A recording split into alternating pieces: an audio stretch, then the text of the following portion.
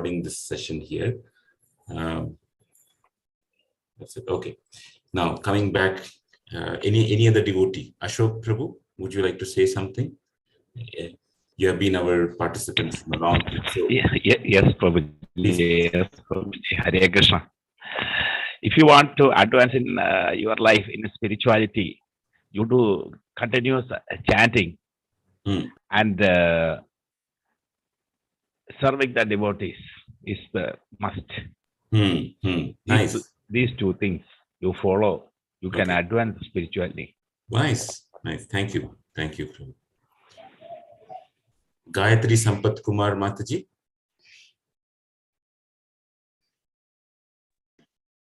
Hare Krishna Prabhuji. Hare Krishna. Please tell Mataji. Actually, I have been hearing about Bhagavad Gita and reading many other books from Gita Press and things like that. It was before, but the commentary of Swami Prabhupada, what you have been teaching, is really very convincing. I don't know say more than this. It's more than any other books I have studied before, and the things that have been explained here are really very practical and very nice. Thank you. Really, I'm enjoying each and every sessions that is happening here and by you and other Prabhujis. So this, what you said, you help us by expressing your appreciation for Prabhupada's commentaries. You are helping us to also access and dive deeper into Prabhupada's commentaries. Thank you for that, Mataji. So, Himachalapati Prabhu, how about you? Would you like to say something about the key things that you have learned and something from the past few chapters? Hare Krishna Prabhu. Yes, Prabhu. Prabhu, it has been a very good experience for me as far as spirituality of my life is concerned. In the sense, I have learned now that devotion is bhakti yoga. That is, devotion is a shortcut for everything, and all this while I have been focusing only on karma yoga and jnana yoga, and then devotion, and finally that is service to God. So this thing, this program of ours have enlightened me that we can only by devotion, bhakti yoga, we can reach our salvation. So that way I have learned this one, and I am trying my best to practice bhakti yoga in real sense. And all this while I have been concentrating only on the karma yoga and other thing. Prabhu. Nice. Thank you very much for saying so. That also helps me to know where to focus on. If you all have noticed, these chapters, especially from 7th chapter onwards, Krishna is repeatedly stressing on bhakti yoga, his position, etc. And I think you all have been convinced by it. Now, in this 15th chapter, we are going to hear a few more things about what are some impediments in bhakti yoga and how to cross over it. So that will be a natural progression here. Maybe I'll speak to 2 or 3 more devotees here. Shweta Mataji or Saurabh Prabhu, if either of you or both of you are there, can you tell what was, at least from the past few sessions, any key learnings or overall something key learning that you have? Hare Krishna Prabhuji. Yes, Mataji. I think I am, especially if I talk about me, I am part of these sessions more than a year now. Yes. So I was not so regular before, but now after when I understood the importance, or probably something went inside mind, how it went or when it went, I can't say, but something went. And then I understood that this is what is the most important thing which has to be done. and I can't actually explain how it impacts and what I didn't know actually in detail. I don't think so. I knew anything. I knew about the summary of the Gita, what is being said, but otherwise the shlokas and the meanings and the details I didn't know. So the things were definitely new for me, at least for the detailing of it, and how to apply or what impacts it creates. For that, I think I can see the application of this everywhere, all around me. Be it my life at home, be it my work, be it with the kids, anywhere and everywhere, I see that the questions which are not answered, somewhere we get the answers, or somewhere where our emotions and our things are suppressed or something, those things get a outlet. So I think it's everywhere in the life. Okay, thank you. And maybe one last person before we start the session for today, Shanmugam Prabhu. Is there some key learning from the past few sessions, the 13th chapter, 14th chapter, 12th chapter, any of these sessions, or even otherwise, which either solidified your understanding or it gave a new perspective altogether? Hare Prabhu, thank you for giving me this opportunity. It has actually solidified my views, especially the 13th chapter. The super soul is sitting within us and watching every activity what we are doing. People always think we can do whatever we want. Nobody is watching, but super soul is watching whatever we are doing. So whatever we do, we should do we should avoid all bad things and good things and satisfy the Paramatma. Our Krishna conscious activities must be such that we should satisfy the Paramatma. Certainly your lectures were excellent, very nice. I really relished it. And of course, the karma, the three gunas only are acting on us, and different people around us also, they are also with karma, they are doing different things. That if we have the karma understanding and the guna understanding, our life will be smooth and our relationship with others also will be very smooth. Thank you very much for excellent lectures. Hare Krishna. Thank you. So it's encouraging to see, especially the previous few sessions have been mostly handled by Kumarika Mataji, Yugala Kishore Prabhu, and Harisham Prabhu. From what I'm hearing from all of you, it is that you are getting a different perspective, it is solidifying your understanding, and it is giving you a deeper appreciation of Krishna's message and wanting to progress further. And this has happened primarily in one sense because those from whom you have been listening all along, these three devotees whom I just mentioned, they are also nice practitioners of Bhakti Yoga. When a person practices Bhakti Yoga nicely and he or she is following the instructions of a spiritual master and having a vibrant relationship with their spiritual master, automatically they become instruments for giving Krishna to others. And it is not just with these three devotees here that they will be the vibrant instruments that of impacting the lives and the soul, the consciousness of others. Each and every one of you here will be in a position to serve Krishna by giving his message to others. So as we go ahead further here, the more we assimilate this message, the more we practice, please do think how, just like you have received this message, you can be an instrument to give it to others, and Krishna will do the rest of the wonders. So having said that, I don't know, I'm not sure whether I can step into the shoes of these wonderful devotees here. So I'll try to pray to our dear spiritual master and Srila Prabhupada and all of you to get access to this Purushottama Yoga, chapter 15, which is where Krishna speaks about Purushottama Yoga. So just a little recap here. Let me, 1 minute.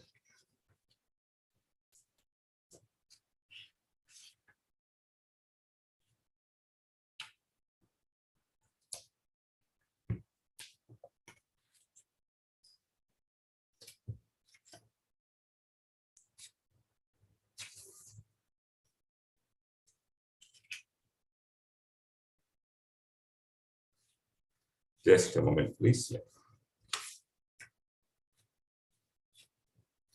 So in the first 6 chapters of the Bhagavad Gita, we have some understanding given by Krishna that there is a living entity can understand more about himself, the Jivatma. It's not so much about the Supreme Lord, but about Jivatma.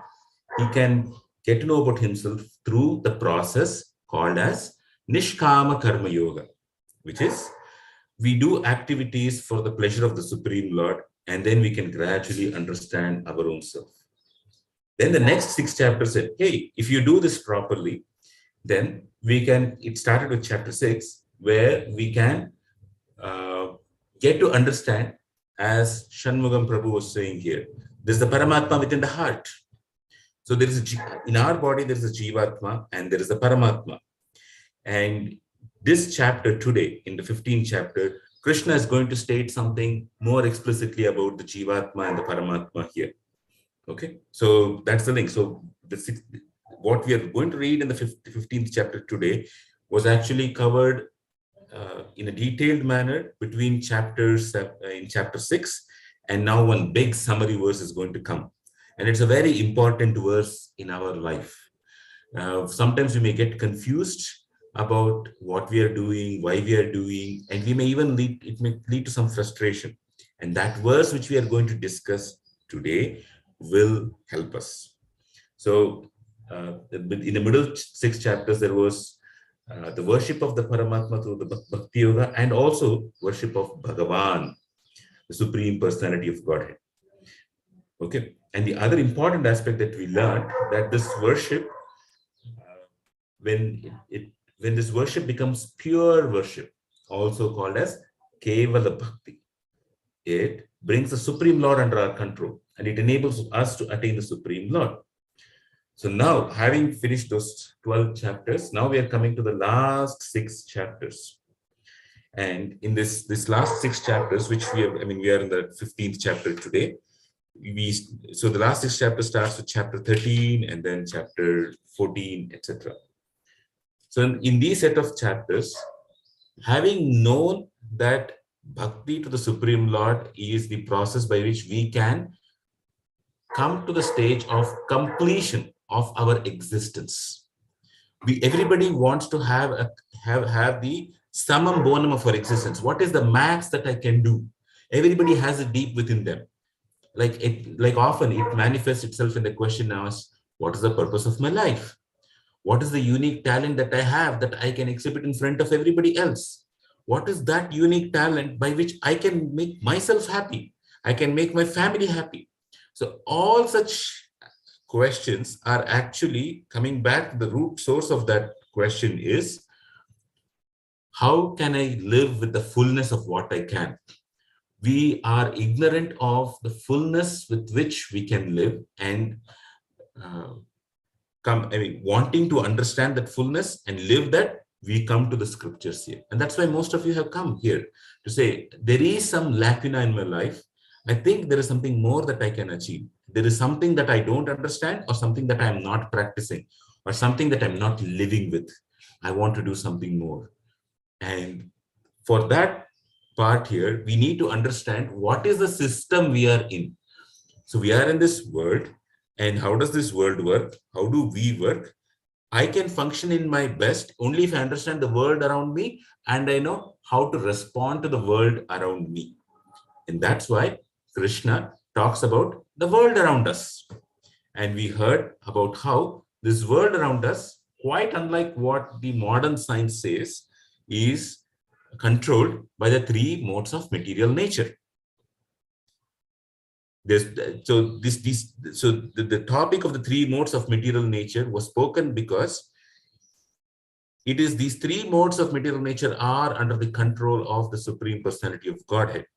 They do not allow us to experience the fullness of our existence. If we need to understand the fullness of our existence, we need to surrender to the Supreme Lord. And then he will remove the effect of these 3 modes of material existence. It's not within us to remove those 3 modes of material nature. It is within the simple ichha or the will of the Supreme Lord to remove these three modes of material nature. This is what stops us from we experiencing the fullness. So let me say it differently. I just said these three modes of material nature stop us from experiencing the fullness of our existence. But then, is that so? Which means it has got nothing to do with me. I have just been put in this world, and it was no mistake on my part. Some reason I am put in this world, and the world is acting on me. I am actually a good person. It is the world which is making a bad person out of me. No, that's not what is being said. What is being said here is our free will has to be exercised to come out of these three modes of material nature. It is because of our desire to associate with these three modes of material nature we came here. And because of that, we will learn in this 15th chapter that we migrate from one body to the other body. Now, if we have to come out of it, we have to ask the jailkeeper or the jail warden to say, please release me out of this prison of three modes of material nature. But the jail warden will do it only if the President of India sanction or the Prime Minister or the President gives a pardon saying you can release him. And therefore that President or Prime Minister is a Supreme Lord. And he needs to see that are we really reformed? Do we really need to come out? Or is it just like a child saying, no, I want to go there, I want to go here, etc. Right? So in the 14th chapter, which was taken by Yugala Kishore Prabhu, it was Krishna clearly explained that these three modes called the gunas are a cause of bondage. They give three results, and that they are destroyed by devotion to Krishna. Let me share my screen. Yeah. So let's come to the end of the 14th chapter here. Some very key verses were there. So what did Krishna say in this end of this 14th chapter? Text 26. Mam chayo avyabhicharena bhakti yogena sevate sagunan samati tyaitan brahma bhuyaya kalpate. One who engages in full devotional service, avyabhicharena, unfailing in all circumstances. Avyabhicharena means under no circumstance one will stop in it. Every circumstance one will render and engage in devotional service. In such a person, bhakti yogena sevate. He does service to the absolute to whom?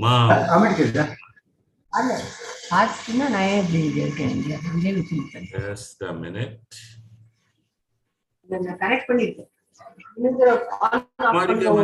Can you? Okay, let me try muting here.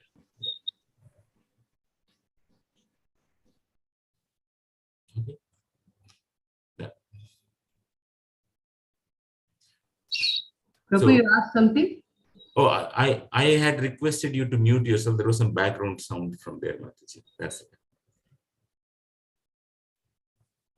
Okay. So this avyabhicharena, unfailing in all circumstances, seems to be such a tall order for us, actually.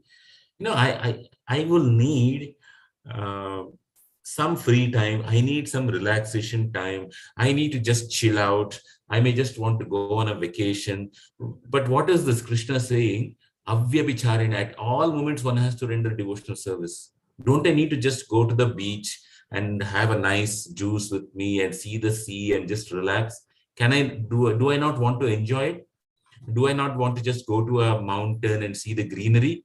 Maybe why not just go to a theater and see a nice movie? Maybe it's just going to give me, an interesting perspective, or give me it's like a comedy show that I want to see.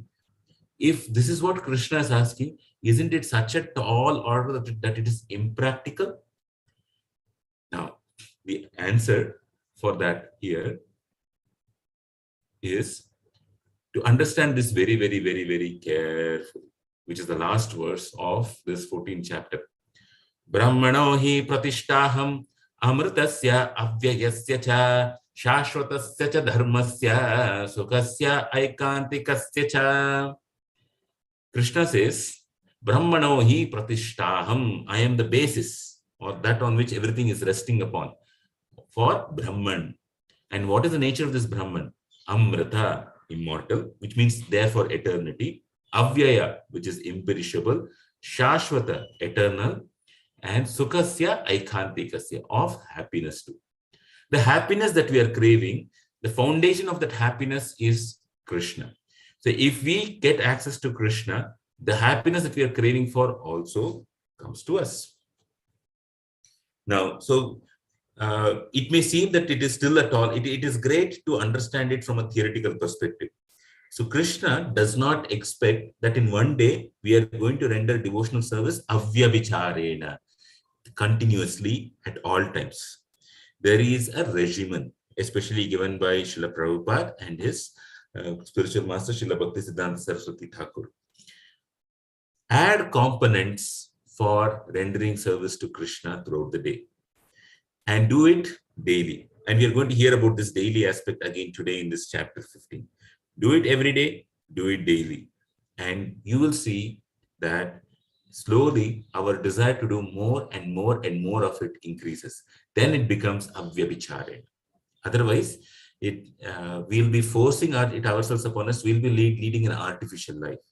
Krishna is not asking us to divorce ourselves from the reality of our feelings. He's saying there is a different perspective altogether. But why is this different perspective there?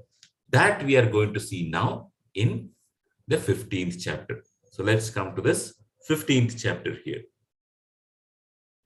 So the 15th chapter, I will come here. I'll start with the verse itself. It's easy to go that way.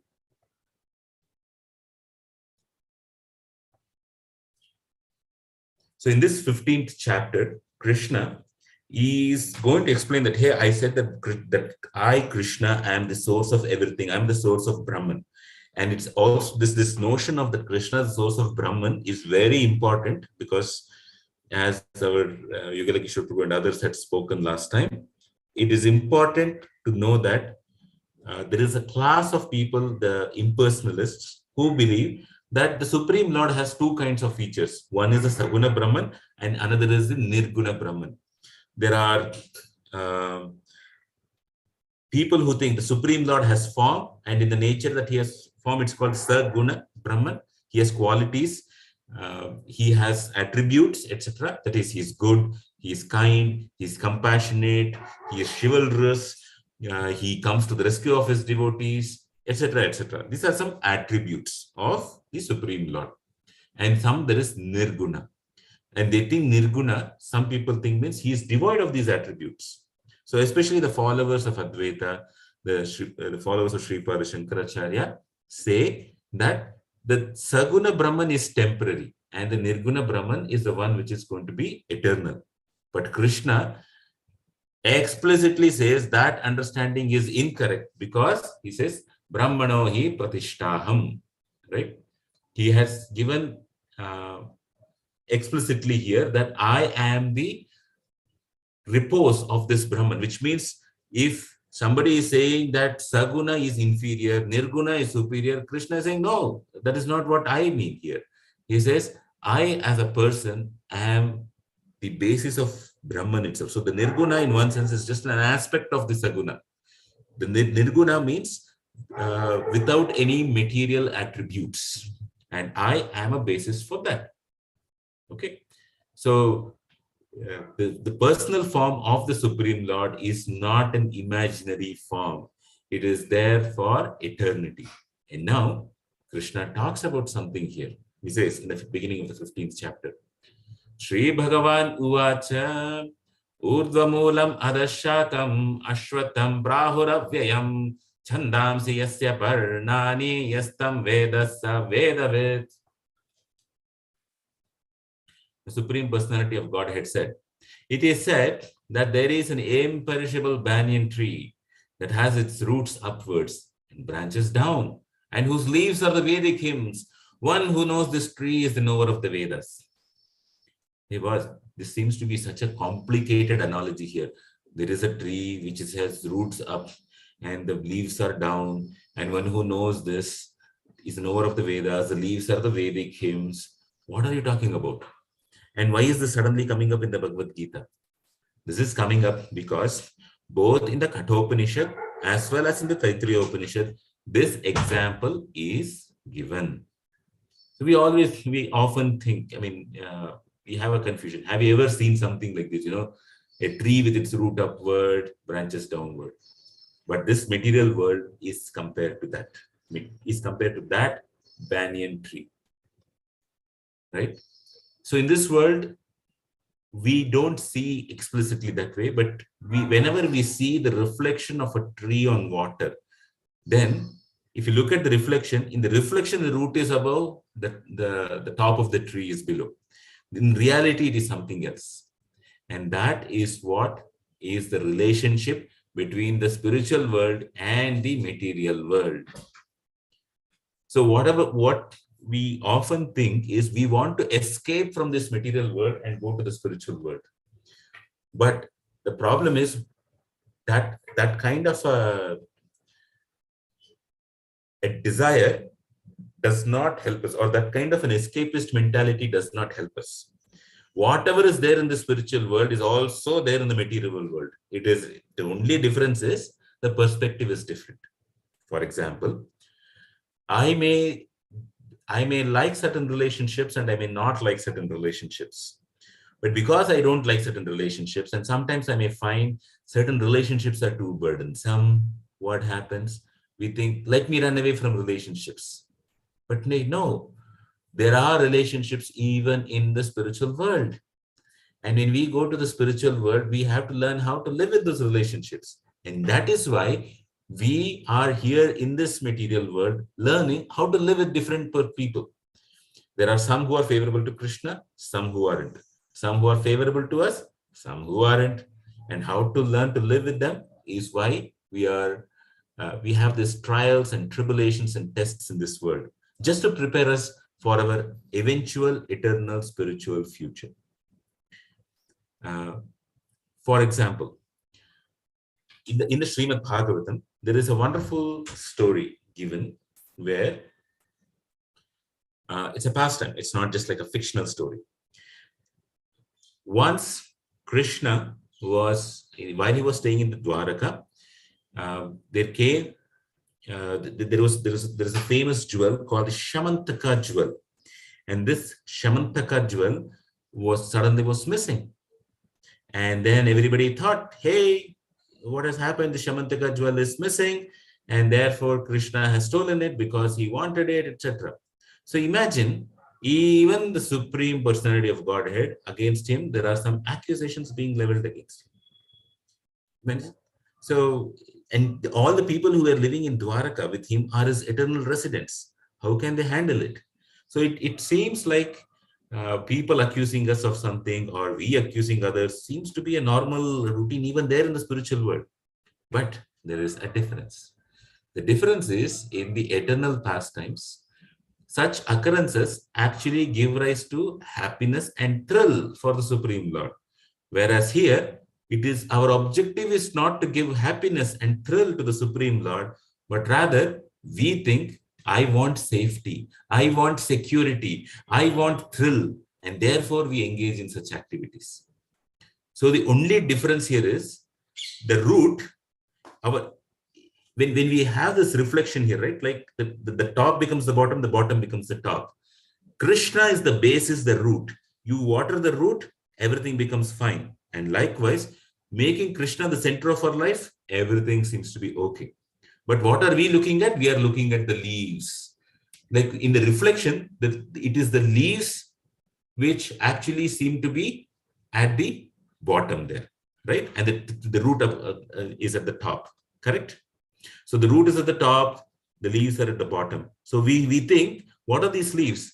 Krishna is saying in the Bhagavad Gita here, these leaves are the various Vedic hymns.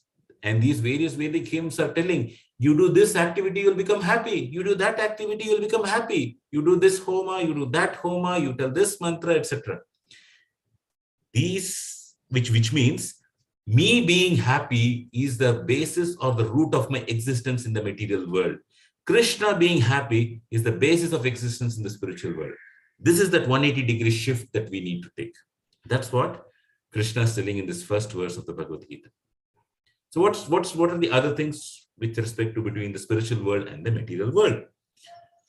There is a spiritual beauty and there is a material beauty. The material world, as we just discussed, is a perverted reflection of the spiritual world. So when we see something of problematic in this material world, don't run away from it. Learn to tackle it, because it is just that things are coming in a different way. Let me give examples, further examples. We say some of us may be working in an organization. We may have a boss. Some of us may not be, maybe boss our own selves. So when we are working under somebody, often it turns out that those above us want to extract as much work as possible from us. Then what do we do in such cases, right? How do we please Krishna? First and foremost is, how am I sustaining in this world? I am sustaining in this world because I am getting air, sunlight, water, and all that stuff, right? And this is coming from Krishna. Along with it, I need food too. And I'm able to get some food because I'm working here. They're allowing me to buy some items for food. So Krishna has empowered my boss to help me to keep my body and soul together. Let me serve Krishna through my boss. Don't just think that, hey, I have to just run away from my boss. See him as he is helping me to spend some time in my sadhana, because I'm getting some monetary security, etc. Hare Krishna. Hare Krishna. Hare Krishna. Hare Krishna. Yes, Kumari Kamate, you want to say something? Yes, Prabhu, your voice is breaking. Okay. Yugala Kishore Prabhu, you two are seeing the same? No, even I think. Dear Lalit Prabhu, are you finding my voice is breaking? No, Prabhu, it's not breaking for us. For us, it is fine, Prabhu. Yeah, it's fine, Prabhu. It's not breaking. Oh, okay. Kumarika Mataji, would you mind coming to some other place in your home where you have a better internet connection?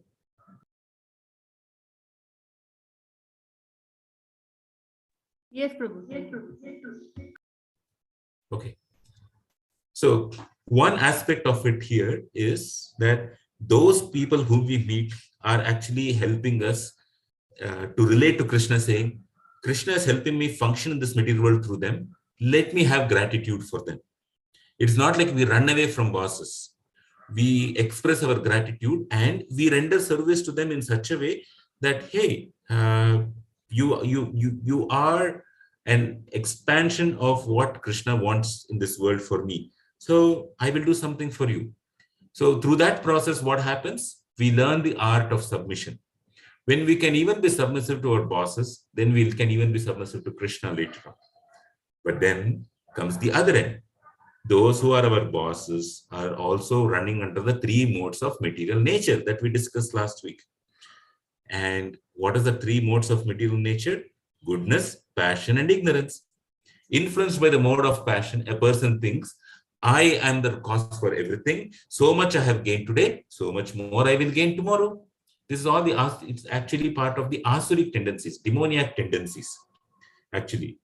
And those whom we work with, either our colleagues or our boss, too may have this. Then what to do? Do I just satisfy him? No. That is where we take the lesson from the Bhagavad Gita, that do as much as is required, which Krishna has sanctioned.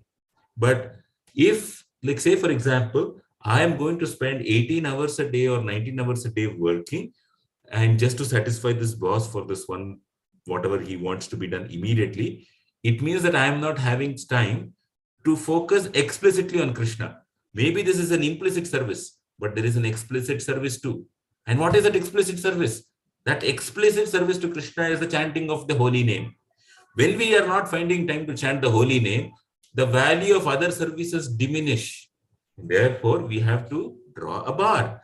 We have to draw a line and say, I can do other services as long as I am able to live in my relationship with Krishna. When we sit and chant, it is not just that the tongue is vibrating, the mouth is vibrating, etc. It is that Krishna personally comes and dances on the tip of the tongue. And because the word Krishna and his holy name are non-different. Therefore, we have to say that it's a perverted, like what my boss is saying at that time is a perverted. Rather than bringing the attention on Krishna, he wants to bring the attention to himself. That's okay. That's where he is. If I can give him some knowledge of the Gita and help him, I'll do it. If not, if he cannot, that's okay. But I will not swerve away from serving Krishna. I am able to sustain myself in this world because of my relationship with the holy name, because of my relationship of serving the devotees of Krishna. If I cannot do these two things, there is no value for other things. And that is when we have that what you call principle firmly enmeshed in our consciousness, then we are not living in a perverted reflection, we are living in the reality. The place where we stay, the house where we stay itself becomes spiritual. So this is where is this big inverted tree that comes here. So this inverted tree has various leaves, and these leaves are the Vedic hymns. It speaks about dharma, artha, kama, and moksha. And it also finally, some of the leaves lead, or the branches lead to impious acts, some branches lead to the pious acts here, right? And at the root of this, what is actually Sripada Madhvacharya in his commentary says there are three roots actually for this. One root which is actually not seen, one root which is partially seen, and one root which is fully seen. The root which is not at all seen here is Krishna is the source of this material world. Krishna and Srimati Radharani, who are in the spiritual world, they are the source of this. Why? The Jivas wanted to enjoy this world in a particular way. They have created it. In that sense, he is the root. But how do I see this manifestation of three modes of material nature? Where do they come from? They come from pradhana, or matter which is not seen fully. That is a partially invisible. We all know that, like say for example, we live for some time and then our body dies and we burn the body, and our body has some flesh, some blood, some bones, etc. They all get migrated into the respective elements of earth, water, fire, air, ether, etc. Right? So we see from our own eyes something that is tangible like body gradually gets into something which is intangible, which are the elements of nature. And the root cause of these elements of this nature is that pradhana. So that is partially visible. And then comes the fully visible, which is the three modes of material nature. So these three are in one sense the different roots of this material nature. And Krishna is now going to talk about what to do with it. So let me come to the next. In this, before we come to that, why are we looking for dharma, artha, kama, and moksha? Let's say take sense gratification. Most of us want to look beautiful, young. Our skin is so beautiful, so soft. We want to be looking attractive. And this is you take the same person, when the person becomes old, the skin becomes wrinkled. And that's why it is said, beauty is skin deep. You take away this skin here, or even this skin, there is all this blood, mucus, bile, etc. It is just for some time we look beautiful with this body, but it's not always. But in spiritual world, we do not have this body made of blood, flesh, mucus, etc. We look beautiful eternally because our nature is to serve Krishna. And by serving Krishna, we have a spiritual body which is eternally beautiful. Not seeing that eternally beautiful body, we think I have to beautify myself with all these lotions and creams and Botox and all that stuff, right? So let me go through this verse again, step by step. Urdhamulam adashakam ashwatham brahuravyayam chandamsi yasya parnani yastam veda sa vedavit. Krishna is telling this tree is an inverted Ashwatha tree. Ashwatha tree is a banyan tree. But the word Ashwatha also has significance here. It can be split in two ways. Shwa and Tha. Or Ashwa and Tha. Both of them have been split by various acharyas, including Vishnu Chakravarti Thakur, Sripada Madhvacharya, and others. In Sanskrit, Shvaha means tomorrow, and Tha means it's firmly there, tomorrow is there. Ashvatha, tomorrow is not there, firmly not there, which basically means in this world, we firmly believe that everything is going to be there for eternity. If I do one small thing now, if I have my next bank balance of $1 million, I can have the security of my life. But even that $1 million cannot, or $10 million cannot give the real security that we want.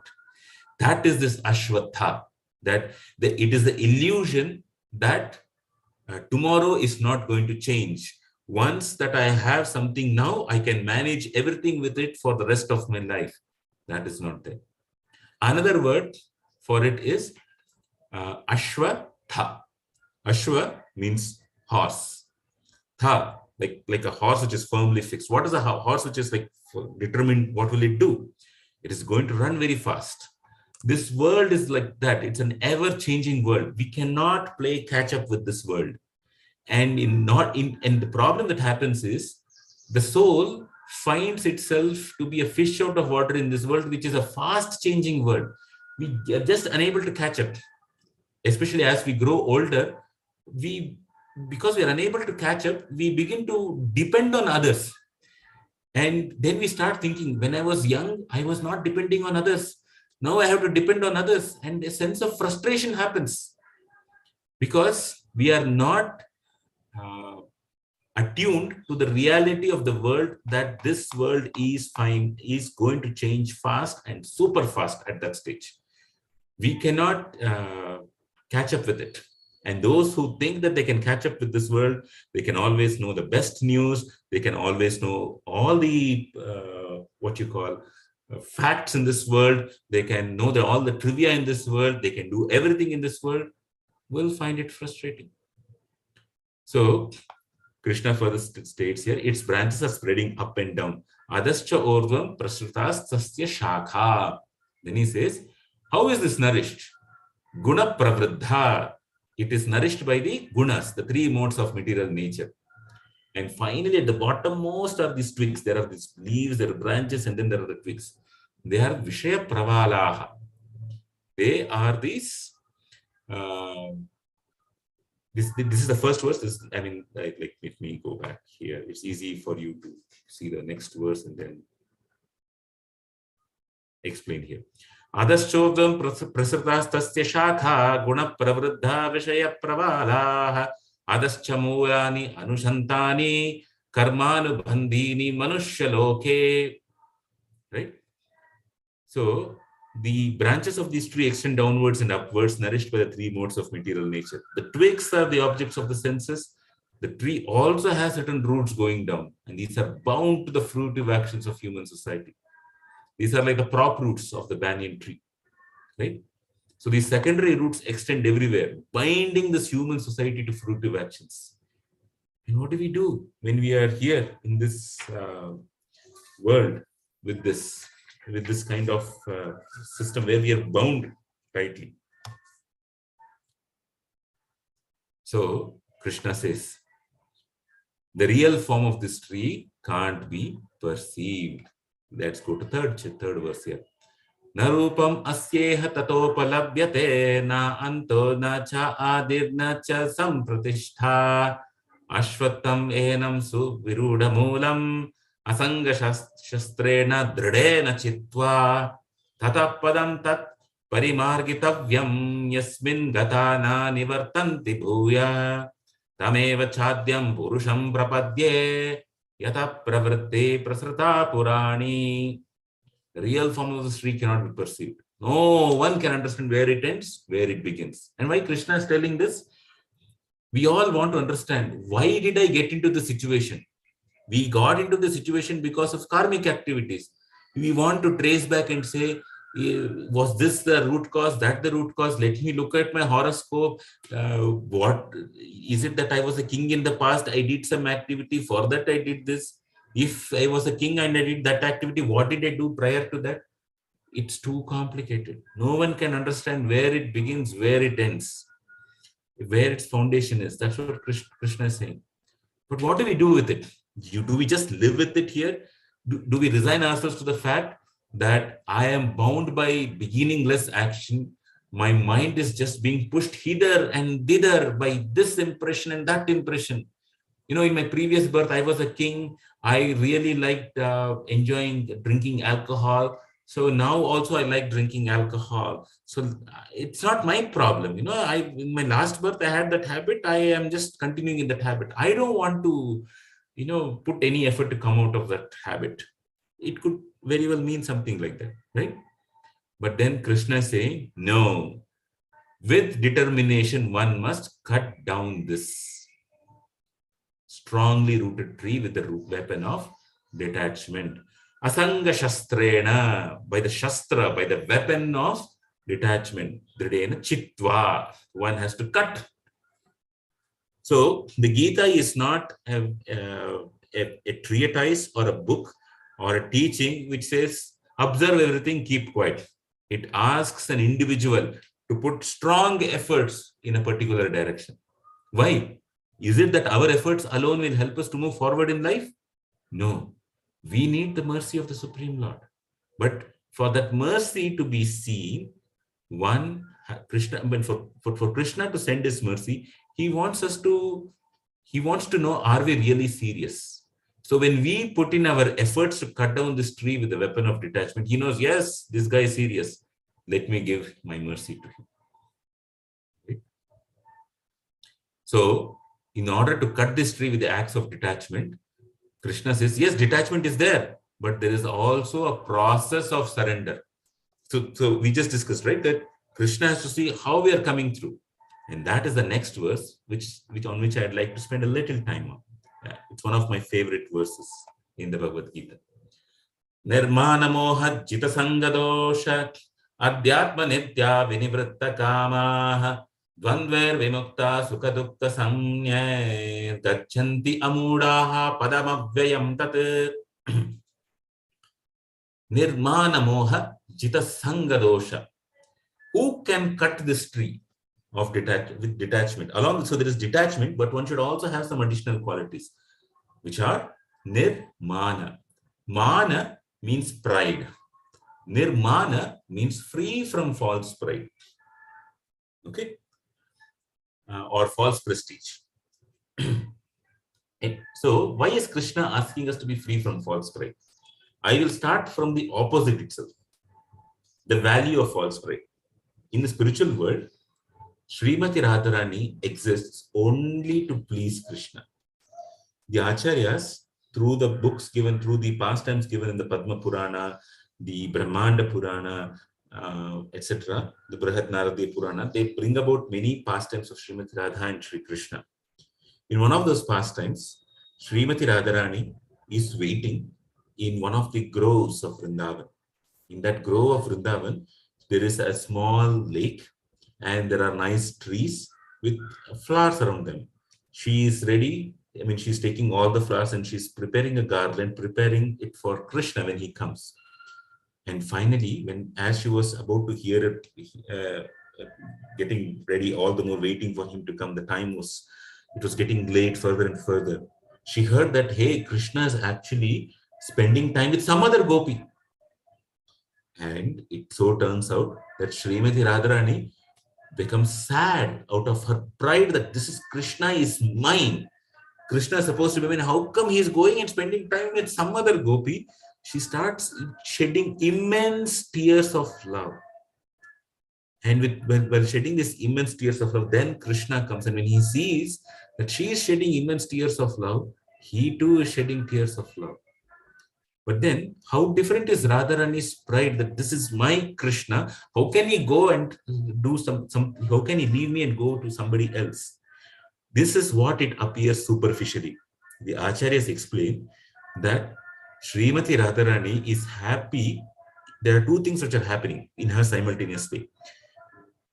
Number one, she wants Krishna's happiness and she knows Krishna is at most happy with her. And therefore, if she brings Krishna to herself, Krishna will become even more happy. So she exhibits this pride. And second, every liberated devotee has something called as mamatva. Mamatva means Krishna is mine. When we come to the stage of Krishna is mine, then we come to the stage of spontaneous attraction to Krishna. So here the pride is not in one's abilities. The pride is what makes Krishna happy. So to come to that stage, one has to be freed from the false pride, the false prestige that we have in this world. What will make me happy? To finally transform it to what will make Krishna happy. That is that inverted or tree or the perverted reflection of the tree that we discussed. Nirmana. Okay. Nirmana moha jita sanga dosha. One has to be freed of false pride. Moha is illusion. Sanga dosha, the problem of for bad association. So, in order to cut this tree of detachment itself, one has to actively strive to be freed of false prestige, illusion, and false association. But how to do this? You say you have to do it, but to do that requires the next two words that are given, or the two phrases that are given in the next line: Adhyatma Nitya and Vinivritta Kamaha.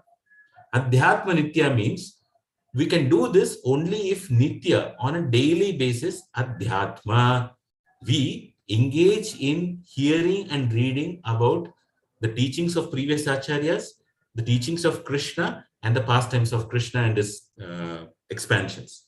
That is Adhyatma. Like Adhyatma is spiritual knowledge. One has to spend time in spiritual knowledge. So to get the detachment, to cut the tree of this material existence, one should also have nirmana, moha and sanga dosha. One should be freed of it. That is, one should be freed of false pride, illusion, and the sanga dosha. Sanga dosha is very, very deep and subtle. Our friends, what they have told us, the value systems in which our friends and relatives have lived by, they all become our aspirations. We have to replace those aspirations with higher aspirations. For example, about a week ago, I was meeting a young boy, and this young boy, he's in his 10th grade. Now it's all the time for all the 10th standard results and all to come. I asked him, what do you want to do after 10th grade? And this boy said, no, I want to stand on my own foot. I want to establish myself. I want to start a business by which I'm going to make lots of money. And so I said, but why do you want to do that? He says, I want to prove myself to others. I want to show that I'm of value to others. And in fact, this boy later said, whenever I render some service in the temple, I like it very much. You know why I like it? I like it because people later come to me and tell, hey, you've done a good job. The plates are clean. The vessels are clean. I like when people appreciate me. And why is this young boy, this 16-year-old young boy wanting appreciation so much? It so happened that his father, in his life, he struggled a lot, his father. He first had one job and he was not satisfied with the job. He took up a totally different vocation, left, like he was in a software job. He left it, took up a different job, not a job, like a business venture. Basically, he was a yoga instructor. It didn't work out well. Again, he came back to a software job somehow here and there to make ends meet for his family. And in doing so, the father's confidence was beaten. He felt whatever I'm doing, either I'm not finding happiness or I'm not successful. Somehow, all the people around me are good, and they look to be making a lot of money. They also went and did some Bachelor of Engineering with me, but I am not able to be so good in life. I have to prove myself. And in this pursuit of wanting to prove himself, his son also got that vibes, and his son also wants to prove himself. That is the Sanga dosha. That the more we are with people who are insecure, who are unhappy from deep within in their mind, we also become like that. That's Sanga dosha. And we can't disassociate ourselves from that. That's the problem. That this deeply entrenched roots that we are talking, that Krishna said, right? Those are the mana, moha, sanga dosha. These are those deeply entrenched roots. But these roots to be cut requires adhyatma nitya, that we have to be studying scriptures on a daily basis. And second thing is also required. Vinivritta kama. Kama means lust. What does lust mean? Lust means an intense desire to enjoy something that doesn't belong to me. For example, the whole world is behind this man-woman relationship. Every man wants to enjoy a beautiful woman who may be his, who may not be his. That's a separate thing. Every woman likewise wants to do the same thing with some other man. So this is kama, lust. This deep desire to enjoy something that is not ours. What Krishna is saying is vinivritta kama. Disassociate yourself. In other words, with the strength that comes from adhyatma, spiritual knowledge, just give up the notion. I know, like a waves of the ocean that are coming up, I am getting a wave saying, enjoy this thing, put your effort to enjoy it, run behind it.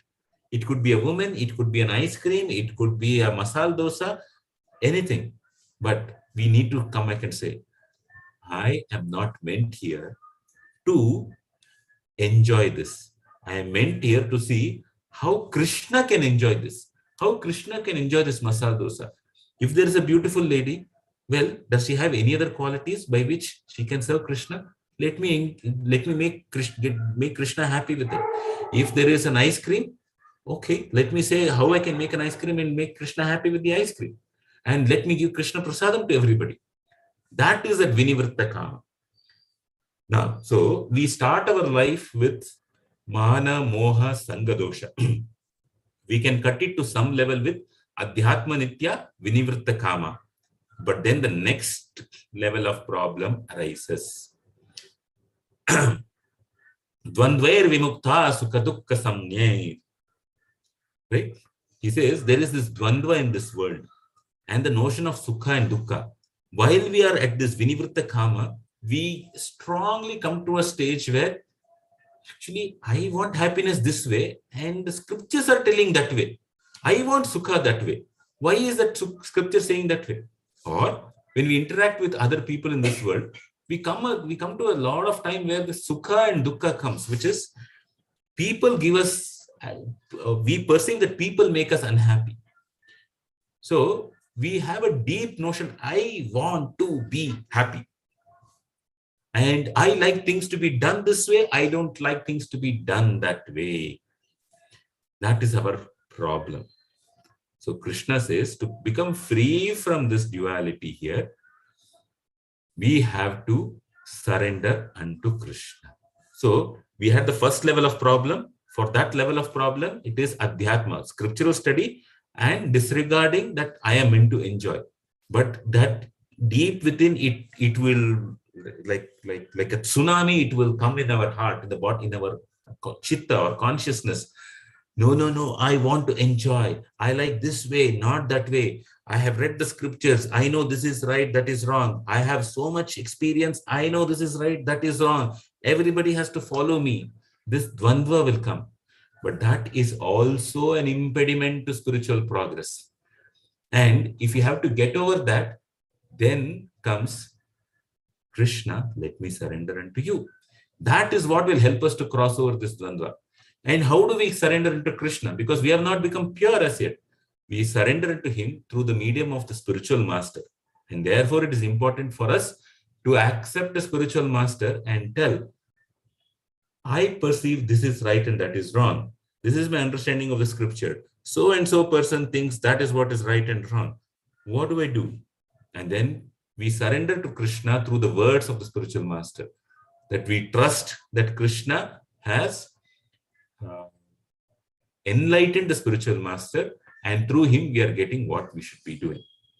And secondly, when we have clear indications from Shastra what we should do, we surrender to that part. Okay, so I will pause here. We were able to cover 5 verses today. There are 15 more verses. We will cover it in the following week. Any comments or questions?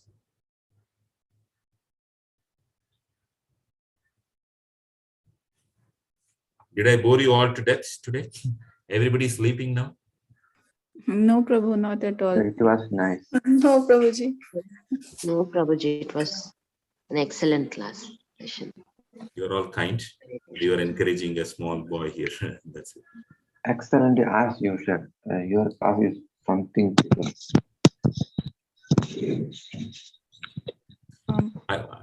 Any questions, comments, anything that you want to highlight? Yeah. One question. Yes, Mataji. This Sangha dosha.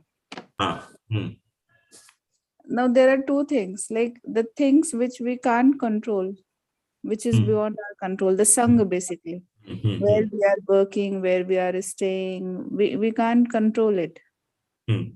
So now there is a suppose in a society itself, if you take some example. So there are people who are good, but they are not following bhakti. Right. Fine. Right.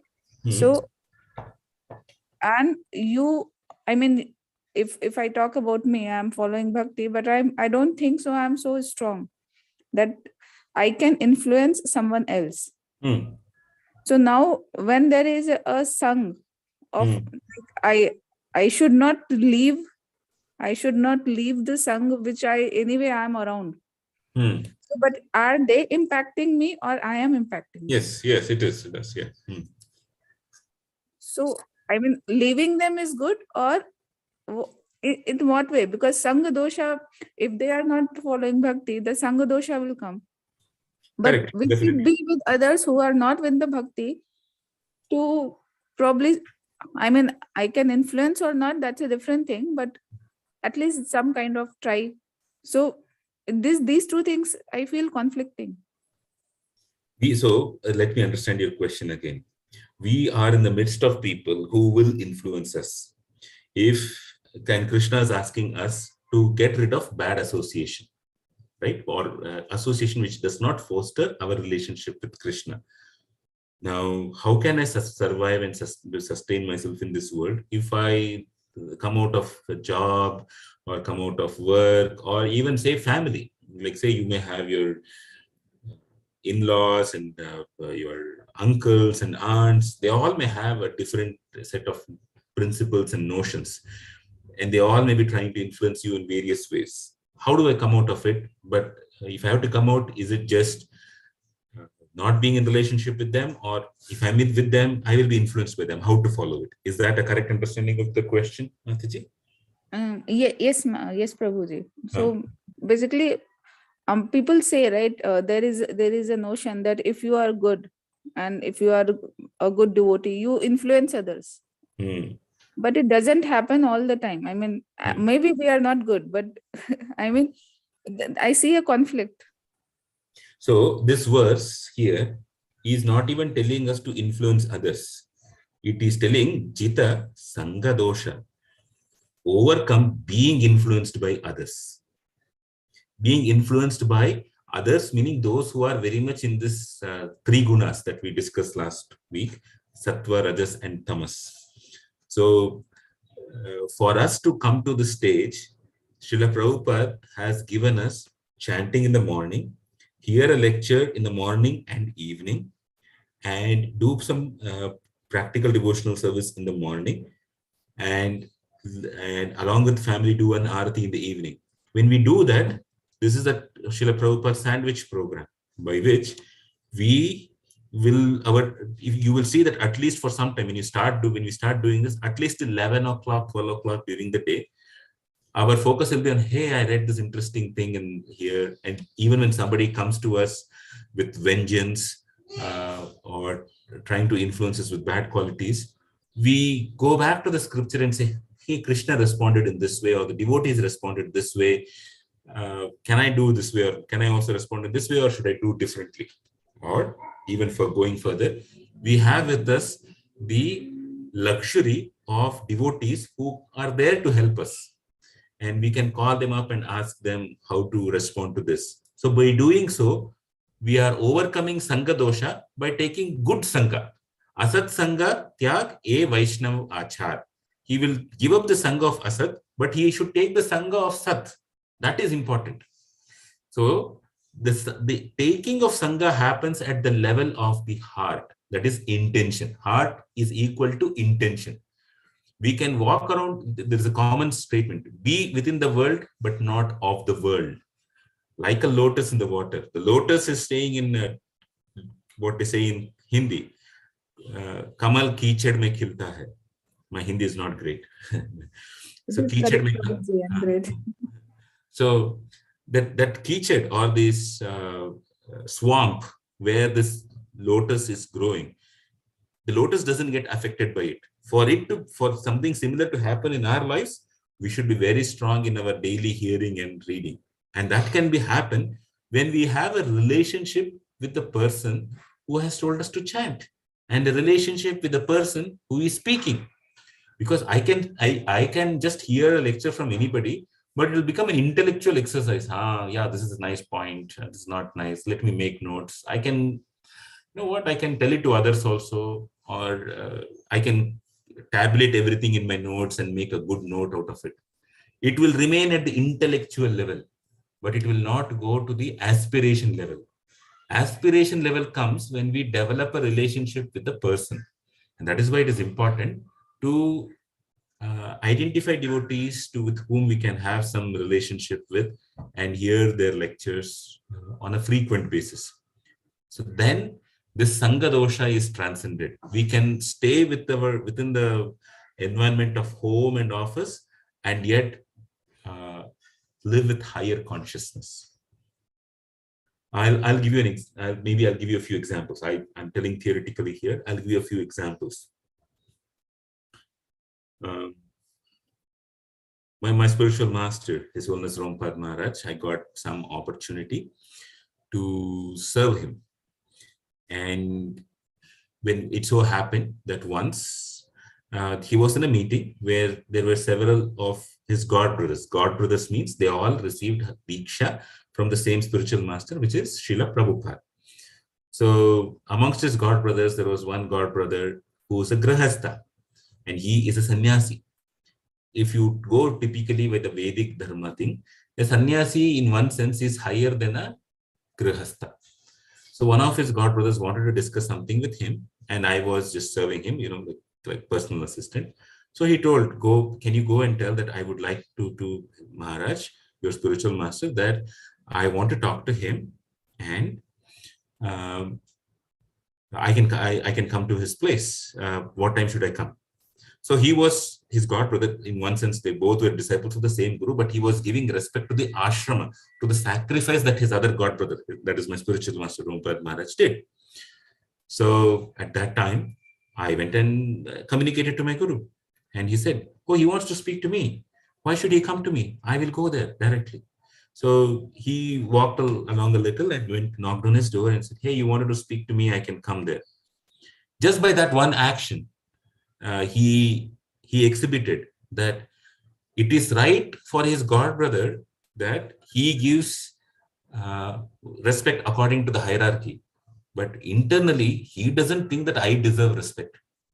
So that one expression itself is sufficient that in the world tomorrow, if somebody doesn't give me respect, fine.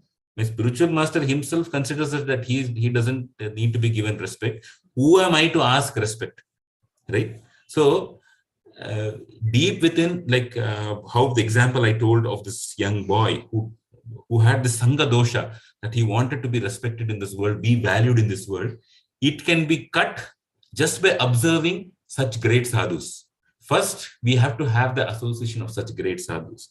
We have to hear about their activities like this. Then when we cherish it in our heart, then that Sangha dosha goes away.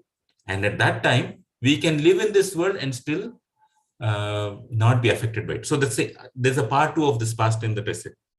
What was happening was this same spiritual master of mine, there were people who felt, hey, what you're doing, I don't exactly agree with your strategy. And they made a complaint on him saying, hey, no, this strategy is not right. How come he's doing it? And then when I asked him, Maharaj, I see you as a perfectly pure person, but they are having a different opinion about you. I know what you're doing is right. I know your intentions. what to do. He said, they are my God brothers. They want to please Prabhupada. They have seen in the past that even a slightest of the mistake has snowballed into a big thing. So they are trying to serve Prabhupada by ensuring that not even the slightest tinge of something wrong will happen in this kind of activities. I support them. So he was even supporting something going against him, right?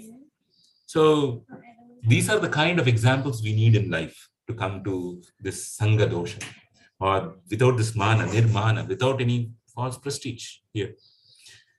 So we can function, it is not that we run away, but we function in this world by taking strength from spiritual processes. This is great as long as it works.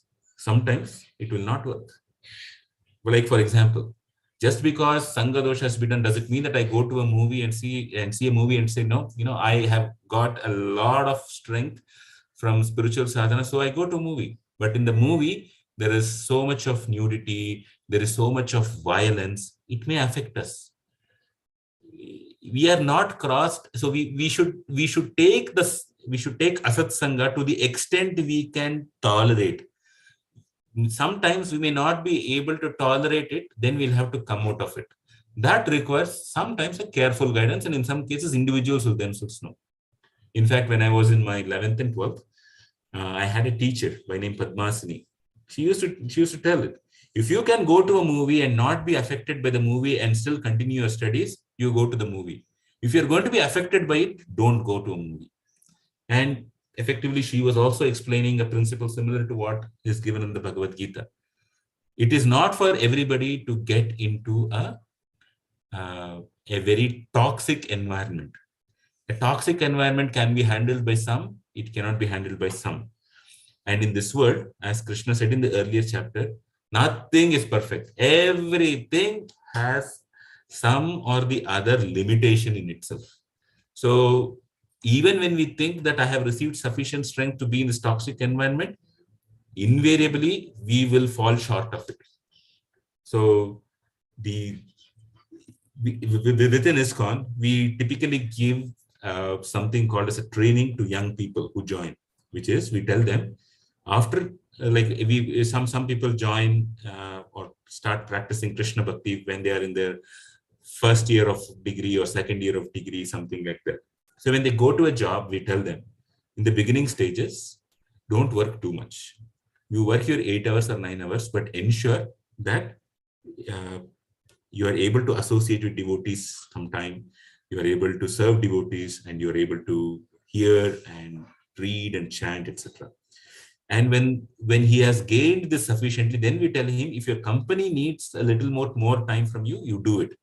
In the initial stages, we try to make him strong, and then go and face the Sangha dosha that comes even more. So it has to be done step by step. It cannot be done immediately. And it so happens that even those who have become strong periodically need to retract and say, either in my family or somewhere else it's getting toxic. I need to recharge. So we have to find time. We have to take like a sabbatical, at least a weekend sabbatical or Ekadashi sabbatical, and focus more on spiritual sadhana. Praying to Krishna, I cannot handle this Sangha. You please help me. The day we humbly pray to Krishna and Krishna's devotee saying, I am incapable, that day we can overcome the Sangha dosha. As long as we think I can overcome, we will not be able to overcome. When we plead to Krishna to overcome and help him, he will do the rest. I gave a long answer for a very small question, Mataji. Did I bore you again? No, Prabhuji. I think, yeah, I got some very good points. And I'll tell you one other thing here. So this is about you. But but all of us, or most of us, or many of us here are also parents here. We cannot influence people in our office so much. We may be able to, like I'll give you another example here. Some of you are listening to the Ramayana class by Nityananda Pran Prabhu. For those of you who want to listen, I can still send you the link. You too can join. He gives a wonderful Ramayana session every Saturday evening, our time. So for some time when he was working, he was a vice president in one of the biggest market research companies. He was working in AC Nielsen, which is even now giving all this TV ratings and things like that. So when he was working as a director or a VP of market research, he used to ensure that his desk was clean. The place around him was clean. And if he used to write on a piece of paper, he used to use from the top left to the bottom right, he used to use the full space so that he would use as minimal paper as possible. If he had to print and read something, then he would ensure that he will print on both sides of the paper, sometimes two sheets on the same side, etc., to conserve paper. And why did he do that? It was not that he was so meticulous. He saw his spiritual master, His Holiness Rompat Maharaj, also doing the same thing. And when people saw that, said, hey, you seem to be following some principles in life, which is very good. I too want to be like that. Can you tell me more about your motivations? And that's how people in the workplace started getting to know about Krishna Bhakti. But apart from that, the thing that happens is within our house, most of us are influencing our children, our spouse, our in-laws, and our other relatives. Some way or the other, we are influencing them. This much is more under our control because the workplace is usually an impersonal place. People come for making money and go back. But in house, it is a very personal place where people want to exchange their emotions. They want to feel happy in interacting with each other. The other person matters. Whereas in the workplace, usually the other person matters as long as it gives profit to the company.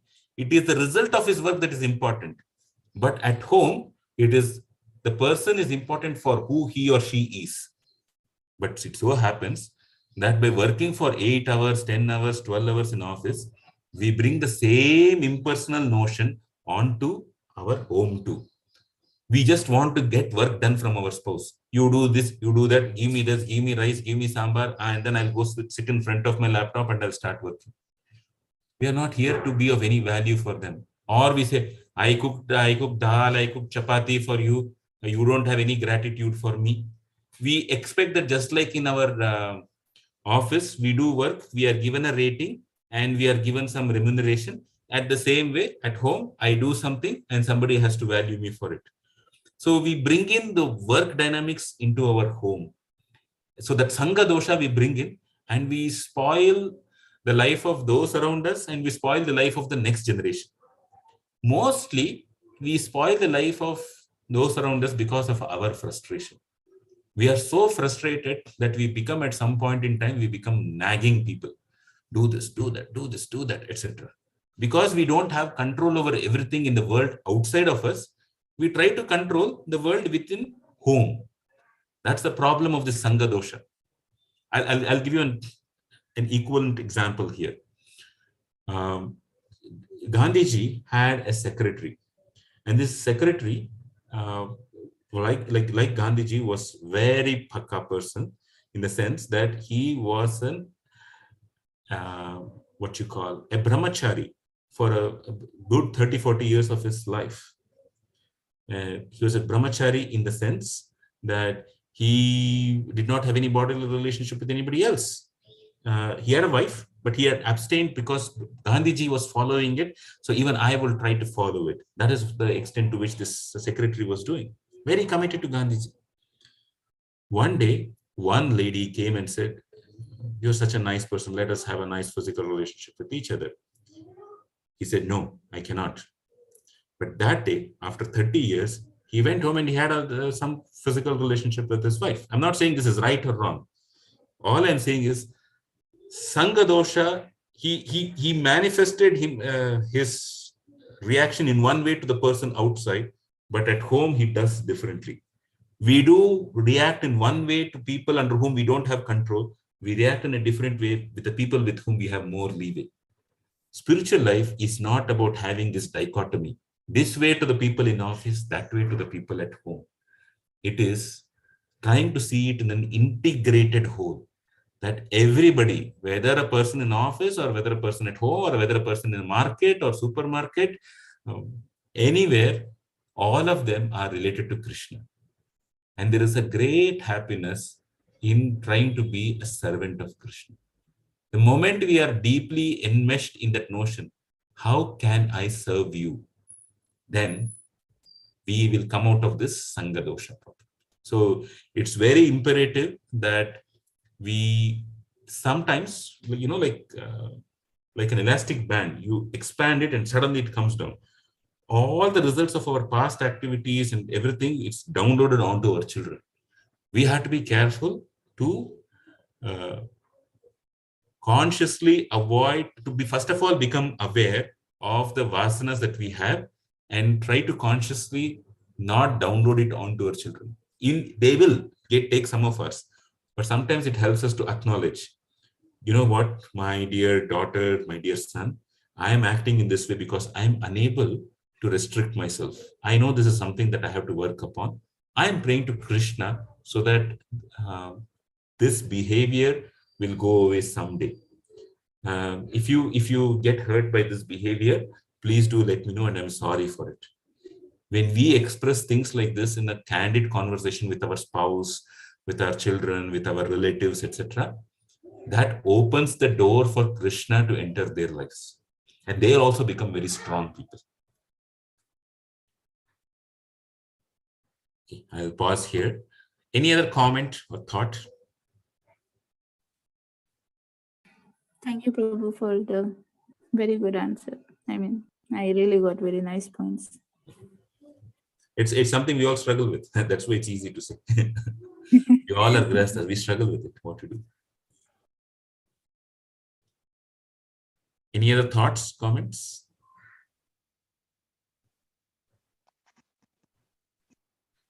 Hare Krishna, Prabhuji. Yes, Gayatri Mataji, please tell. It was really wonderful. The last point that you have said really touched our hearts, Prabhuji. It was really fantastic. And you told about Prabhupada's sandwich, na? Can I know, note it down, for noting it down? Sure. Can you please tell me? Sure. So the sandwich program, which Srila Prabhupada has given, I mean sandwich just because it's like a figurative word. The sandwich program is wake up in the morning and as soon as we wake up, pray to Srila Prabhupada or one spiritual master following Srila Prabhupada, let this day be meant for service to you while sitting in the bed. And that's the first thing that to start with. Then we take a shower, and then the item number 2 that comes up is we start with a prayer called Guru Ashtaka. And this Guru Ashtaka prayer is praying to the spiritual master on how he is serving Krishna and what is his role in our life. So the day starts with the first, we come in front of the deity and sing an arati with this song. Then after that, we want protection for the bhakti that we are going to perform throughout the day. So we pray to Lord Narasimhadev with a prayer called Namaste Narasimhaya. I can send that details in our chat here.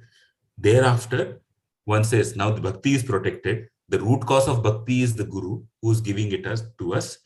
Now, what is it that they are giving to us? They are giving to us a spiritual world. How can we access the spiritual world?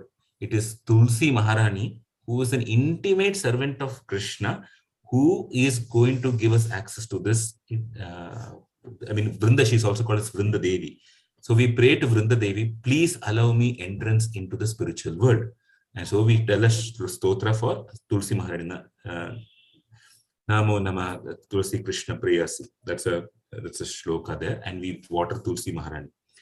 After that, we say, now to enter into the spiritual world, the medium is the chanting of the holy name. So then there is this 8 verses composed by Sri Chaitanya Mahaprabhu called Shikshashtakam. We recite this Shikshashtaka verse, pray, I'm going to chant this holy name. And with this chanting this holy name, this is a sankalpa. Please allow me entrance into the spiritual world. After that, there are 10. The next item is there are 10 offenses against the holy name. We remind ourselves of these 10 offenses by reciting it. After that, we start chanting the Hare Krishna Mahamantra. So typically after some time, this entire program before chanting the Hare Krishna Mahamantra takes somewhere between 15 minutes to 30 minutes. And Hare Krishna chanting of the Hare Krishna Mahamantra takes around 1.5 hours. So that makes it 2 hours. After this, maybe take a small break for 5-10 minutes or something, or do an exercise to keep your body fit if required. Then come back and hear a lecture or read either the Bhagavad Gita or Srimad Bhagavatam for some time, 15 minutes, 30 minutes, something. So totally that becomes at least 2.5 hour program.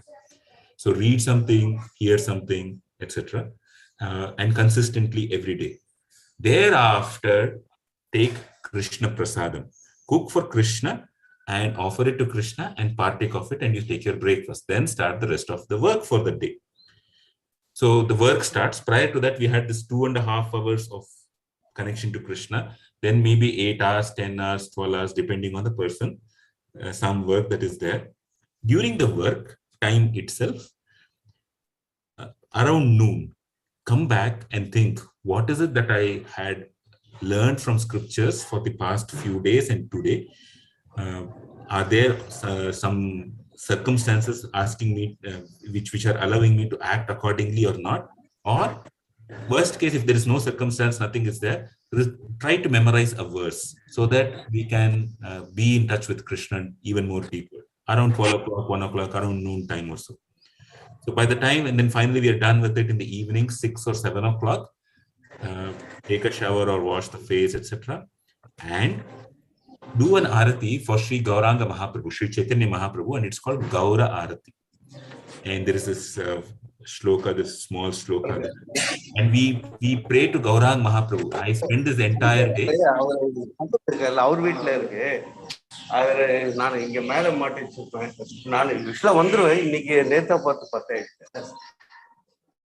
Okay, sorry, I think there was some background noise. So then we do Gaura Arati.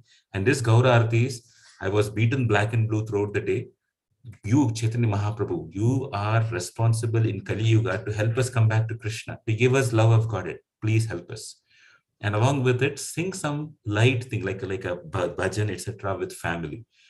So when with that mood, when we finally go back to rest, if required, if you can even read something or hear something, that's an additional if time allows.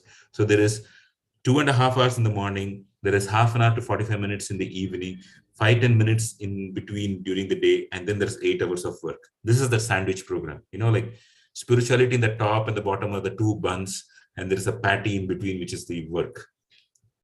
Is that clear, Mataji? Is it okay? Yes, Prabhuji. Yes, Prabhuji.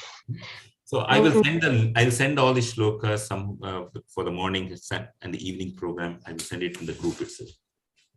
Yes. And also one more thing, that regarding the Ramayana class, I need the link of that also. Sure, I will send it in our group. Okay. I will add it in our group here.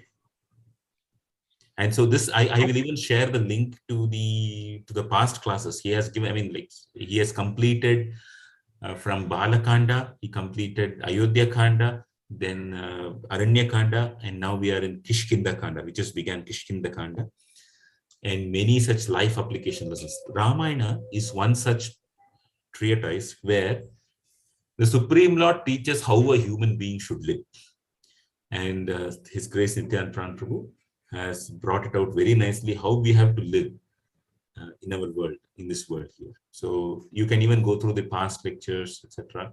and see it. Okay. Prabhuji, actually, I'm not in the part of the group, I think. I've been joined by Kumarika Mataji. So if I've been put in the group, but it'll be sure, I'll put you in this group. I'll talk to Kumarika Mataji and yes. Thank you, Prabhuji. Hare Krishna. Hare Krishna. Any other comment or thought? Okay, nothing else. Thank you very much. One question. Okay, you have a question. Please tell me. So you had you discussed about that incident, right? The boy was using the tractor, and I was also there. You know that. And the reason which I got to know today that it is actually influence of his father in some way or other. So I may not have the same mindset of his father's, but in some way or other we are also influencing our child. Absolutely. We Absolutely. see that whatever I don't know how the children are catching whatever the things we are struggling or whatever the deficiency we have, in very subtle way, they will also catch it and they will make also, that way they will also try to lead their life. Yes. So although this shloka doesn't tell that we should influence others, but actually we are influencing others, isn't it? We are. That's right. Yeah. So any comment for that? That's it. Is that your comment, or you want to add something more to it? No, not comment. I mean, yeah, you already discussed about how to address it. See, the one that's why the Vedic system is a brilliant system. That it is true that parents are going to download some of their affective responses, is what it is called. The deep innermost responses, they are going to put it on the children. It will be there. That is why the Vedic system says child has to go to Gurukula and learn, because then the child has other role models also. That is why it is very important that children are exposed to other devotees and to the spiritual master at an early age itself, so that they can pick up the best. I mean, it is a reality that we are all not perfect, but the children have to learn some things from parents, some things from others. From our side, we'll try to become better individuals, but we can't guarantee we'll become the better individual in 1 day or 2 days. It's a journey of a lifetime. So what we can help is, we have to give our children the good association of other devotees and spiritual masters. Somebody who has really gone, there are different stages in devotional service. Adav Shraddha, first one has faith. Then there is Sadhu Sangha, association of devotees. Then one comes to Bhajana Kriya, where one starts practicing the principles of bhakti. Then there is Anartha Nivritti, where slowly the unwanted anarthas, or that which is really not helpful in our life, are gradually taken away from us by Krishna's mercy. Then it comes to Nishtha, where a person is fixed in devotional service. He or she will not be swayed come what may, because they have developed a ruchi and taste, and asakti is a deeper taste. And then comes bhava, where one has this feeling of mamatva to Krishna, that Krishna is mine, which finally blossoms into prema. So we have to consciously strive to give our children the association of somebody who's in the stage of nishtha, ruchi or asakti. If not bhava and prema, somebody who's in the stage of nishtha, ruchi and asakti. Most of us are at the stage of sadhu sangha, anartha nivritti and bhajana kriya. We are somewhere hovering around here and there around that. But we need to give them that association. So we can get that association if we serve such people. So then they will also come and do something for our children. That's what is required here. And so and we can give them, because the modern day to some extent, modern day technology has helped. We have the live lectures of Srila Prabhupada, or the recorded lectures of Prabhupada and some of his disciples. Srila Prabhupada is definitely at the bhav and the prema stage, and his disciples, or many of them, are at the stage of nishtha, ruchi, asakti. We should take the benefit of that and give it to our children. That way, although we are downloading something on them which is unhealthy for their inner life, they will get to have some better experience. They'll have better aspirations, and through that, they will be saved.